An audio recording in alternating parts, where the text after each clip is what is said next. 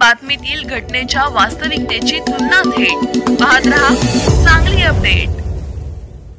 एमपीएससीची पूर्व परीक्षा लांबणीवर उपमुख्यमंत्री देवेंद्र फडणवीस यांनी केली होती विनंती। आयोगाने राज्यसेवा संयुक्त पूर्व परीक्षेत कृषी विभागाच्या 258 पदांचा समावेश केला नव्हता, त्यामुळे संतप्त विद्यार्थ्यांनी पुण्यात ठिय्या आंदोलन सुरू केले होते। आता एमपीएससीची पूर्व परीक्षा लांबणीवर गेली असून उपमुख्यमंत्री देवेंद्र फडणवीस यांच्या विनंतीची दखल घेतली आहे।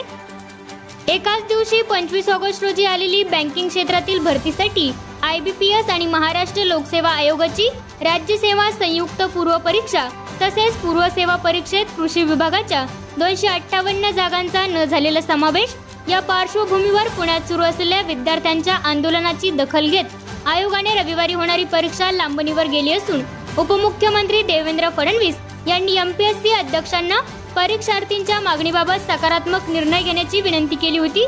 त्यानुसार आयोगाच्या बैठकीत परीक्षा पुढे ढकलण्याचा निर्णय घेण्यात आला।